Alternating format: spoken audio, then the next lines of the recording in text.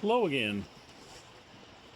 My name's Stefan Senna, and this is my channel, The Coherence Path. All roads lead to you. And I'm out here again on the Clackamas River. I'm going to turn this around. I think the view you guys had yesterday is probably the best one. As far as the lighting and stuff goes, who knows? I don't know. But yes, I'm out here trying to talk to fish again. And most likely I'll end up talking to you more than I'll talk to fish, because yesterday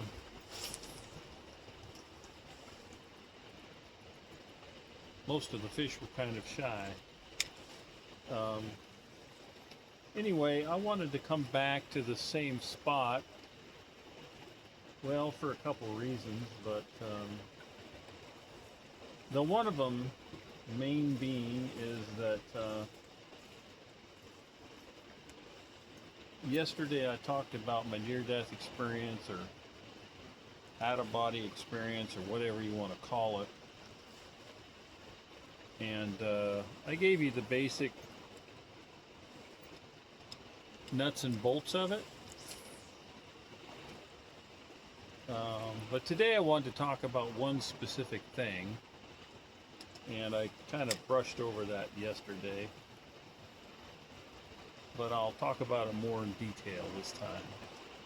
So, in my research, which I've done for, I don't know, 20 years or more, I've read may not every, but I've read most books out there on near-death experiences, out-of-body experiences,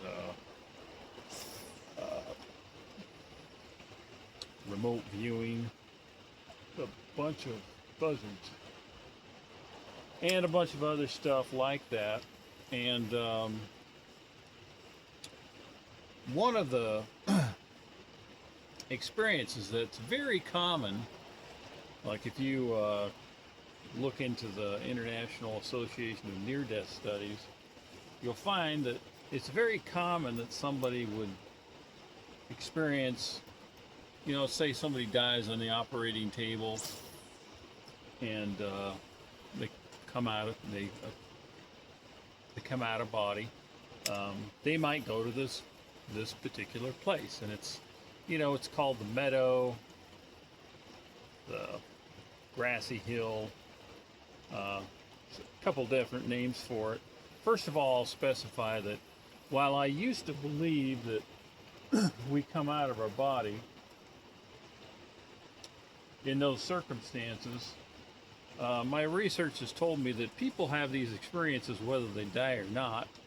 And in meditation, and even in a sort of trance state, I've had these experiences.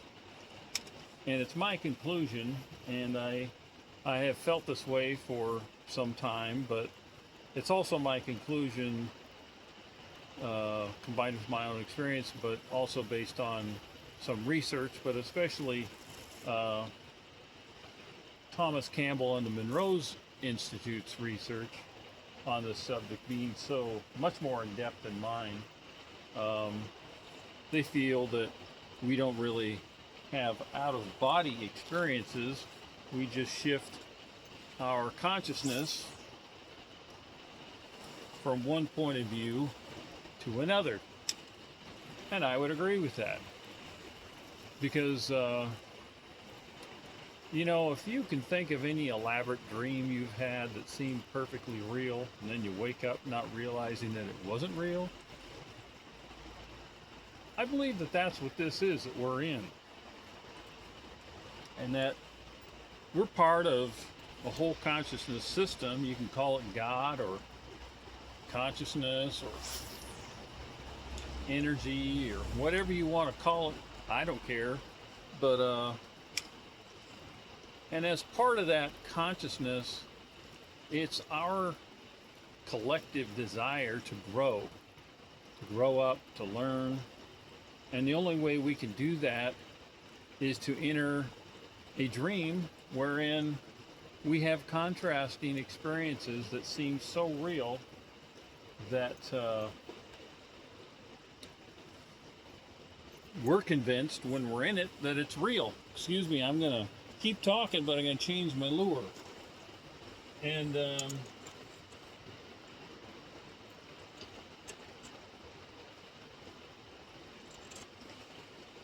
so the experiences I had, well, the main one I explained yesterday under the title of my near-death experience. This will be part 2, not intending to share the whole experience, but one specific experience, and that was my time in the meadow. This looks like a lucky lure. What do you think? It's yellow. Some of the moss behind me is yellow. Maybe fish like to eat moss. I don't know. I could put some salad dressing on it. Maybe they would like that. It's just fun to fish. If I catch something, great. If I don't, who cares? I've already gotten the most beautiful gift out of this already, and I just got here 5 minutes, and that is to be next to this beautiful river and this fresh air out here in the woods, and it's like 20 minutes from where I live. Now this looks like a nice lure in the water. It has nice gentle movement, and the little I think the little spinner around. Couldn't really tell, but I don't want to make the fish dizzy with that spinning lure. But anyway, so the one experience that I had that was at the beginning of my experience was visiting this meadow. It's called the meadow. And I called it a meadow because, that's what it obviously was. Some people call it a garden. Some people call it, this or that. And it does appear slightly different to different people because I believe that our consciousness and our greater consciousness that we are part of, it shows us things that we need to see or that will make us feel comfortable in the experience at the time. So if you are full of fear, or you think you're not full of fear and you're just like one of these people that want to take action and control everything, you might experience something that's very scary or action oriented, or but if you're a person who's not that way, you might experience something different. A lot of people experience very positive experiences for the most part, because that's really the point. Is you can call it God or consciousness or the goddess, whatever you want to call.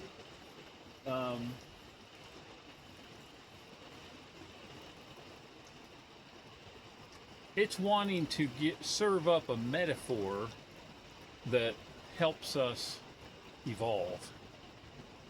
And I was very stuck before I had my experience, and it's not that I haven't been stuck since, but at that time I really needed an energetic shift, and so that's what I experienced.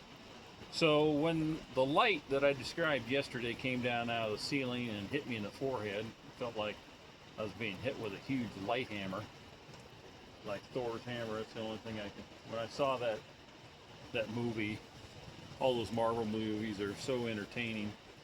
But when I saw Thor, I think he had the ice version of it, or I don't know, something. Anyway, it just kind of reminded me of that. And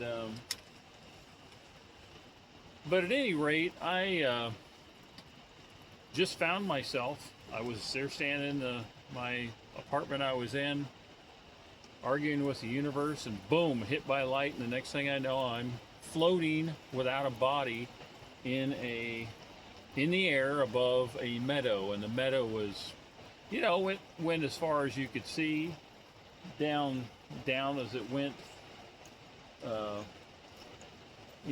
down in my viewpoint, is kind of like this picture that I'm in right now in the video. As the meadow went down, there was a river, a small river down there, and the meadow was full of flowers, and there was mountains behind, just like the ones back there. And there were insects, birds. The main difference that I experienced in that immediately was that I knew it wasn't this reality. And the second thing was everything just seemed to be alive and conscious. And the way it demonstrated that was that whenever I focused on anything, it was like I was having a conversation without words with anything I looked at. Every single blade of grass seemed to have its own identity and personality.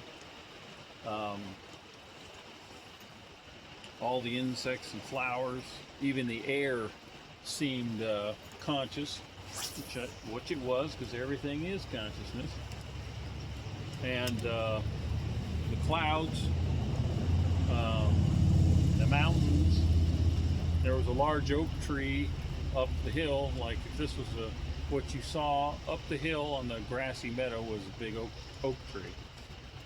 And it was probably, it appeared in this form size, it appeared to be about 100 feet tall and 100 feet wide. Very mature oak tree looking tree. And underneath it, I saw this shimmering. It was like, I don't know, like if you've ever been in the desert. That was a really good cast. If you've ever been in the desert and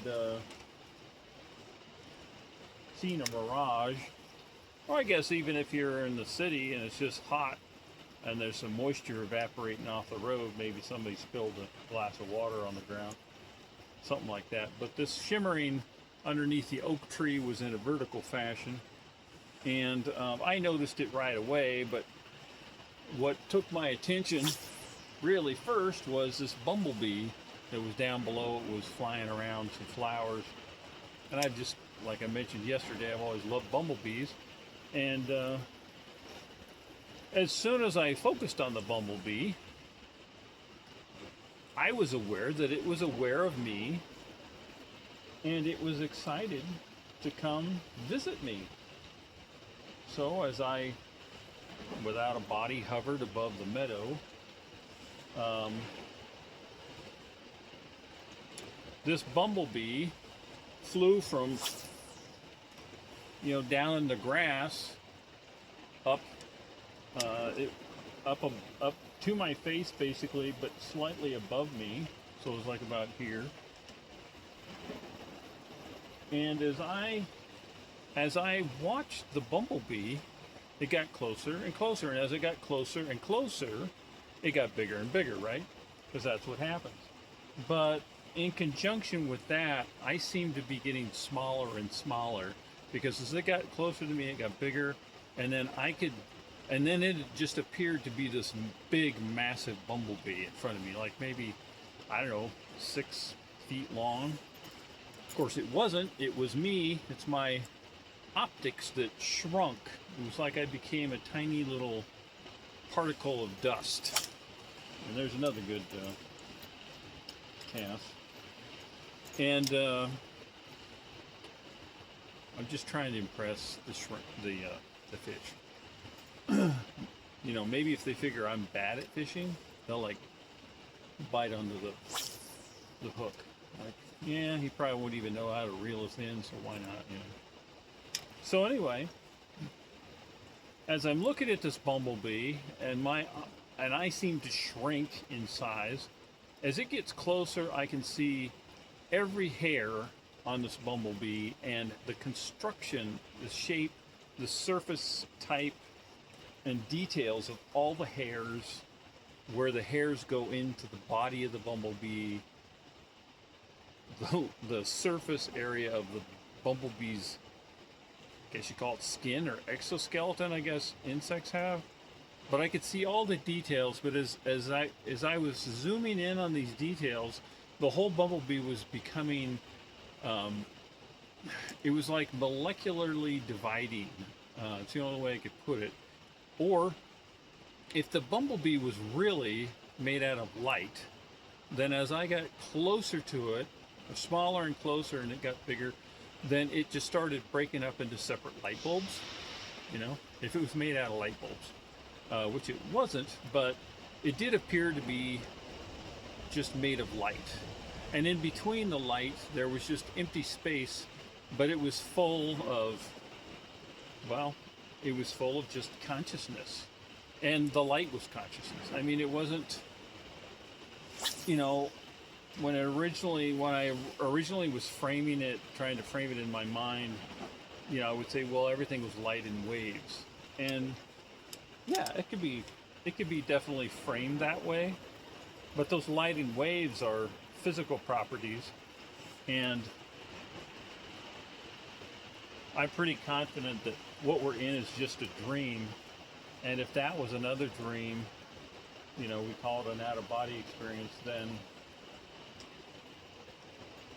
then it was just whatever was manifesting that dream, which was consciousness. So anyway, as I, you know, just kept looking at the bumblebee, its consciousness was just sort of happy and like, hey, look at me, we're friends, or we're one. It wasn't saying any words, but I just had a feeling from it that it was very welcoming and kind, and it was just saying hi and showing off, like, hey, look at me, you know, this is what everything is, you know. I think I got a bite. But anyway, you know, I used to love when I was a kid, if you fish in a river like this, and when the river's clear like this, you can actually see your lure, and if you get a bite, you can actually watch the fish come up to the lure and bite it. And you can see them let go of it, and then you slow the lure down slightly or tug it, you know, and they'll just attack it. And it's just so fun to watch. The end result is that it's not fun for them, but they are consciousness. I don't think that fish are necessarily the same consciousness that we are, just like plants may not be the same consciousness that fish are. But anyway, I think it's all consciousness. Just like if everything was made of water, you could say, well, everything's water. There's just different degrees of water. Maybe water is it turned itself into a rock, or it's turned itself into a bird, or, you know, some snow. But anyway, I was just lost in the world of the bumblebee, and then at some point, everything just got bigger and bigger and bigger, and just more and more diluted into the simplicity of just light. And I just found myself in white light. And then all of a sudden, the whole scene began to shrink back to where it was. I got to become bigger, even though I didn't have a body. But the bumblebee became, you know, a bumblebee again, went back together just as it had come apart. And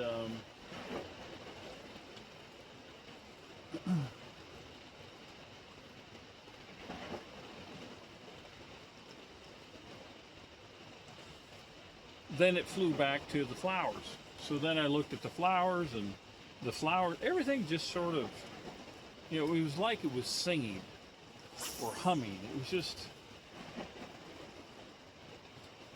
It was just a beautiful experience, that meadow, everything in it. But as I looked again up toward that oak tree, that shimmering kept happening, and it was like the air was going to open up like a vortex. And as I was drawn to looking at this sort of, you know, vortex, it seemed like, of light and color. Well, that's the other thing, is in the meadow, everything was such spectacular colors. It was like our beautiful colors here, and the most beautiful meadows and mountains and stuff, but it was just amped up a little more because it had colors that didn't really appear here. And they were kind of threaded through things. You know, like there wasn't a giant tree that was a purple we don't see. Now, everything seemed like it is here, but it was just slightly more majestic, let's put it that way. More visually exciting. And I also didn't state this yesterday, but I'll state now, I was not on drugs when this experience happened. I have never, well, I smoked pot and I did one drug once when I was a teenager, but I've never been a heavy drugger, and I've never been a person who drinks alcohol much at all. I mean, my yearly intake of alcohol is probably maybe 3 beers. And I don't drink hard liquor. I had the unfortunate experience in that when I was 16 that left an impact on me. I'll never forget the headache I had. But anyway, so when I focused my attention on this part of the air that just kept sort of fluctuating and seeming to open, there was light in different colors in the spot. Immediately I was there. I was underneath the oak tree, and there's another good cast. I'm just trying to, impress the fish with how bad of a fisherman I am, so they'll be more lenient with me, But anyway, so I found myself immediately under the oak tree, and then as I looked at this air that seemed to be just, it's hard to, like if you're looking in the river and you see a whirlpool, you know that the whirlpool is some of the river that's getting stirred around. Like, that's what this kind of looked like. I was looking at the air, I'm in the shade of this beautiful tree. The air is just sort of moving, and it was kind of like a not a hologram, like those circus mirrors, or those at the country fair. They got those mirrors that change things. You look in a mirror, it's all curved. It was kind of like something like that, or like when I was a kid, there was a show called, I think it was called Romper Room.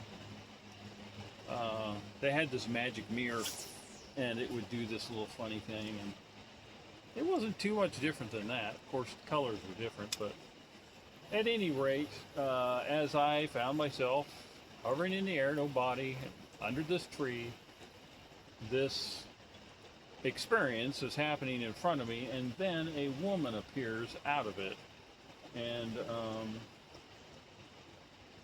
she didn't appear all the way. She didn't just materialize, "Hi, I'm a woman, I have a physical body." No, it was more like her face would sort of appear, and part of her shoulders, and then some parts of her body, but it was very ethereal, if that's the right word, or ghostly, or like a mirage. She had a beautiful dress on that it looked like it was hand knit, like it was kind of a gauzy, I don't know what you call it. It was like like those little doilies your grandma might have had that are knitted, the frill stuff. Like her whole dress was kind of like that way. It wasn't see-through. There was nothing sexual going on. Just like, if your mind's going there, then just go have a cup of coffee. But anyway,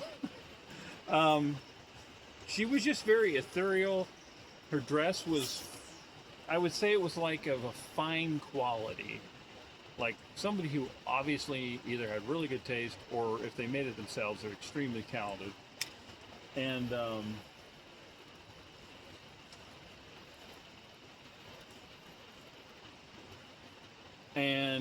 most of the colors uh, around her, and she would fluctuate within the same colors, were violet and sort of a silver and white, a kind of cream, a little bit of dark blue, but very ethereal, ghostly, and her face would kind of appear and it disappear. I mean, it's like I could have stopped and asked her, so are you gonna be here or not? You know, do I have your full attention? You know, it was, you know, she was like between worlds, let's put it that way. But her attention was definitely on me. I had her full attention. At that time, you know, I was basically tied in a knot. Like I mentioned yesterday, if you get a sock and you soak it in water and it's completely soaked and you tie it into a knot and you have like two people tug of war with it, you're never going to get that knot out of that sock. You know. And that's the kind of way I was internally, emotionally, mentally, you know, because when you have a bunch of emotional stuff going on, there's no way you're going to be logical and think your way out of things. You're just going to respond to things emotionally and keep doing the same thing you're doing. It's not that you're not aware, you just don't know how to do anything different, and I didn't either. And that's why this whole thing happened, was because consciousness wanted me, you know, to shift directions, and it wasn't there to give me all the answers. It wasn't there to, you know, save my ship. It wasn't there to, you know, make everything perfect, because things certainly didn't go as I ideally would have imagined them after that.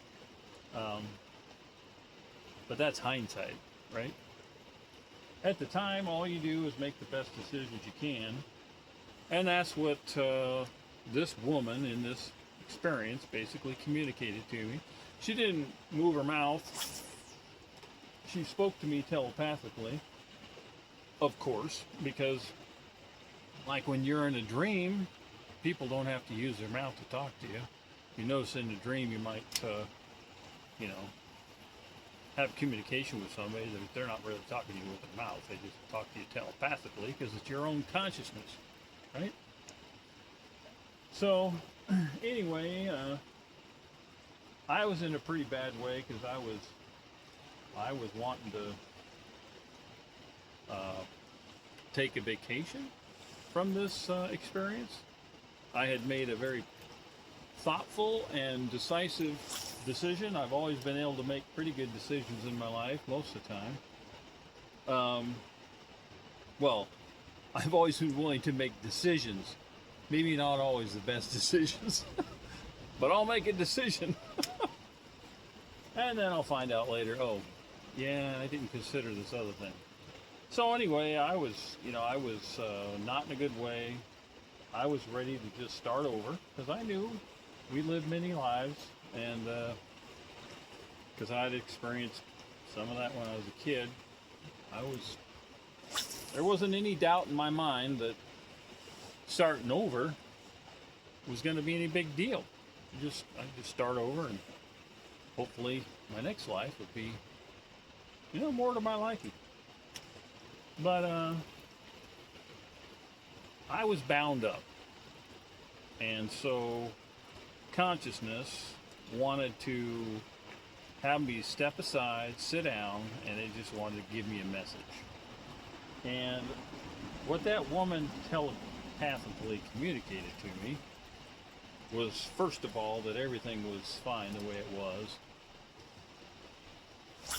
that everything that I regretted doing, like huge mistakes I made, and all the experiences that I had that was out of my control, that weren't that great, that I could just let them go, that I didn't have to carry them around. Um, and that life was to be lived from, a point of view of forgiving self, letting go, being okay with the way things are, going with the flow, however you want to frame it. And that things could be different, which is something I never even considered, that things could be different than the basic path that I'd been on. I tried to rectify a few things and it just seemed to blow up in my face. But I remember floating there under that oak tree and her communicating to me telepathically, and I just felt like part of me just melted away. Like there was this energy that I was holding on to, which were just thoughts and meanings and ideas in my consciousness. And when I let all that go, I just allowed myself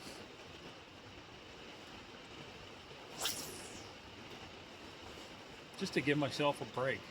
Like, okay, life hasn't been that great. I've made some serious mistakes, but I have to let it go. There's nothing I can do about it now. What's done is done. And so that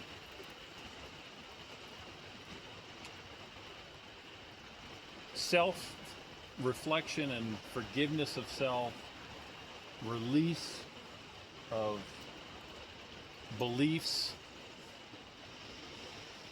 release of memories,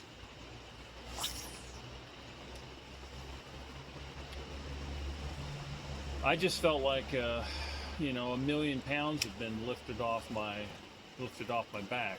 Of course, in the experience, I didn't have a back because I didn't have a body, but it is kind of funny, everything is just consciousness. That's one interesting point there. Like, so in this experience, when this happened and I just let go, I felt energetically lighter, right? But I didn't even have a body, right? So the concept of just changing your ideas can release the structure of whatever you're boxing yourself in with your ego, right?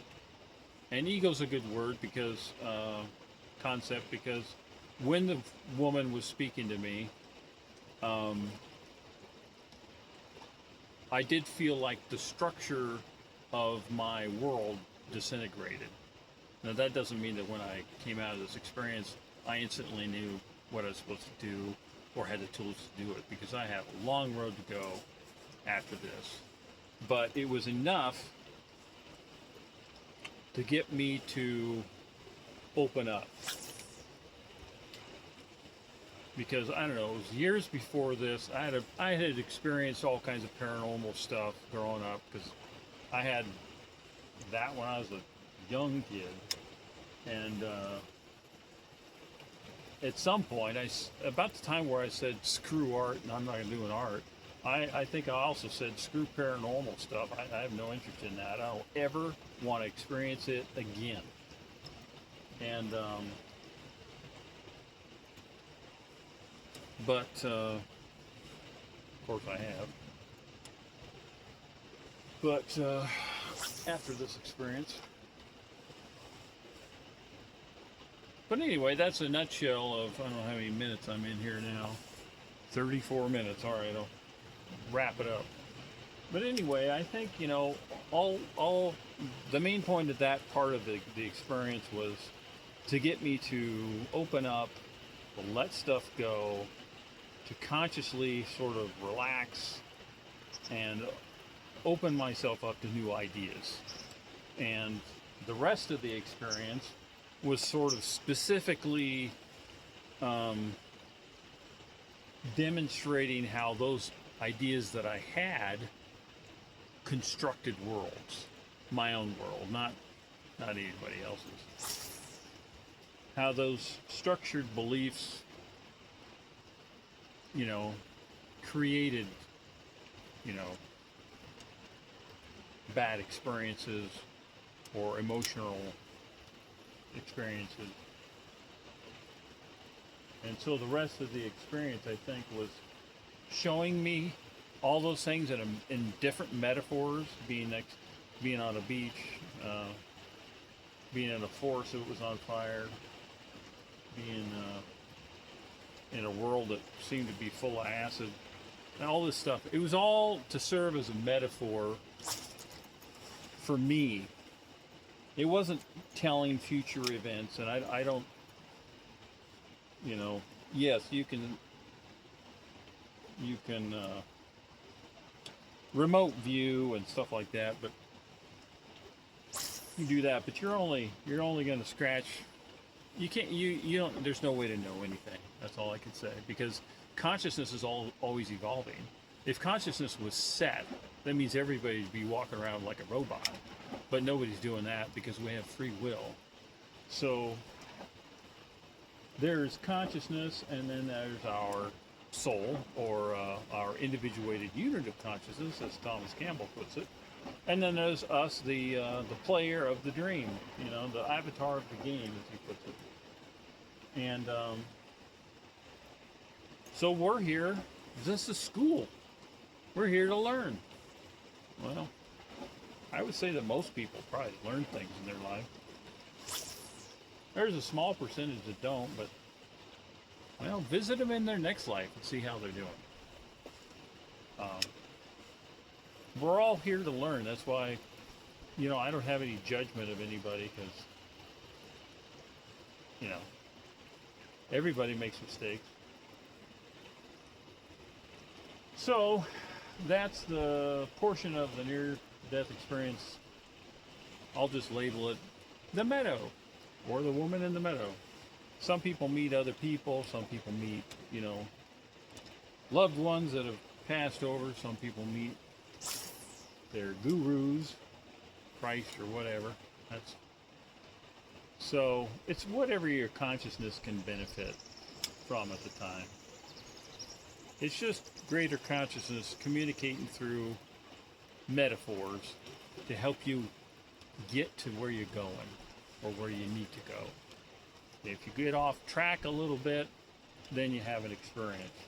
But sometimes you might have an experience like this, and you're like, wow, what the heck was this, But the experience isn't as much for you. It is, but it's all for somebody else, because you might share it, and they're like, oh my gosh, And it can create a shift in them.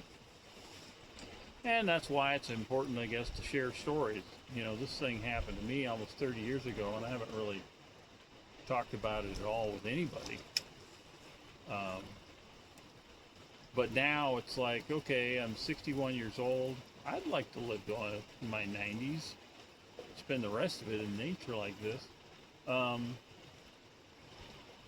But when we go is decided upon by our soul, or our individuated unit of consciousness. I love that terminology Thomas Campbell has. So we're here playing the game, and we're the avatar, we're the actor, and we are actors. We have free will in this game. We can pretty much do whatever we want. I could, if I wanted, I could focus and put my mind to becoming a boat captain, or I could become a pilot, or I don't know. There's any number of things you can do if you want. Nobody's stopping you. So have fun. Let go of stuff that you've experienced that you didn't like. Let go of blaming yourself for things you did that you wish you could take back. They're done. There's nothing you can do. All you can do is evolve yourself, and hope that, what happened, good or bad, serves the greater good in some way, which I believe everything somehow does. I don't really understand all of it. I won't get into that, but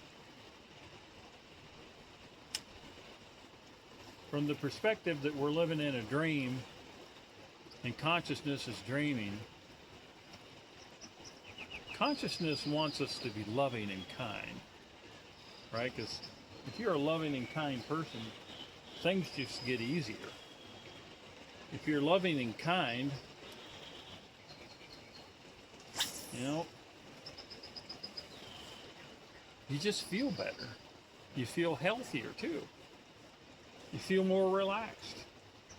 And it's just a natural part of the universe or consciousness. So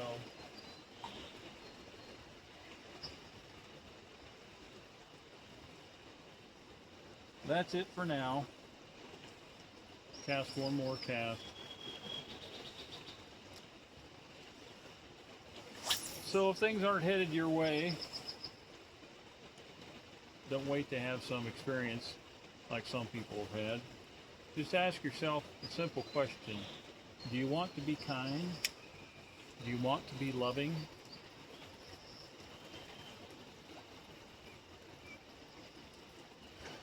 The answer for me is yes, unequivocally yes. And that's the one thing I can control. I can control it every moment of my day. You know, there might be moments I don't feel like being kind. Maybe, I don't know, watch somebody do something mean to somebody else. Makes you want to get back at them, but that's the last thing you should do. You know, I'm not saying get run over. You know, if somebody needs help, help them. But you know, it's true that the only thing we can change is ourselves, and that's by us all changing ourselves as being loving and kind. We're going to create a global consciousness that is grown up, that is honest, that's kind, that doesn't, you know, try to force itself or control others. Just lets everybody else be what they are. You know, you didn't see, you know, a deer come over here while I was fishing and tell me to stop fishing.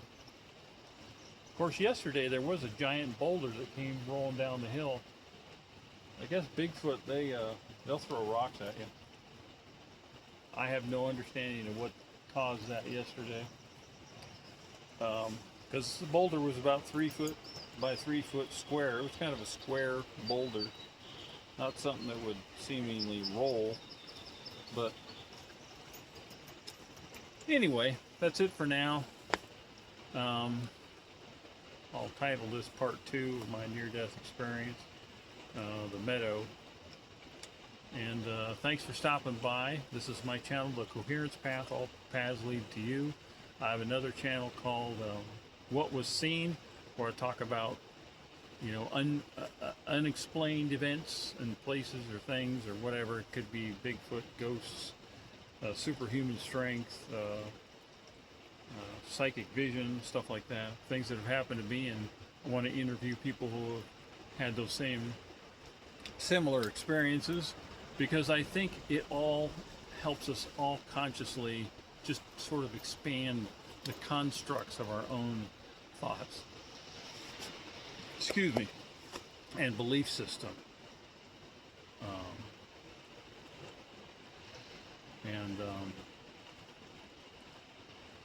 Yeah, because a lot of our belief systems they're just given to us by other people. But what's really going on? The only truth I know is the things that I've experienced. You know, somebody asked me 5 years ago, do you believe in Bigfoot? I would say, Bigfoot, I don't know. That sounds like a bunch of nonsense to me. I don't know. Never seen one. Been out in the woods a lot. But then I saw one. So now I'm like, well, that's interesting. the consciousness that's created this environment created some other creature. That's interesting. You know, what are they about? What do they think about? What do they feel?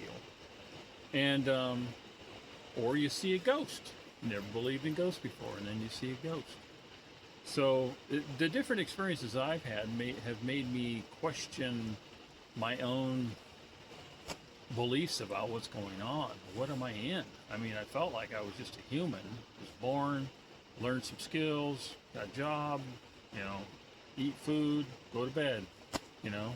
But there's a little more to this than what meets the eye on the surface. So thanks for exploring it with me. I'll see you maybe on the next video. Subscribe if you liked.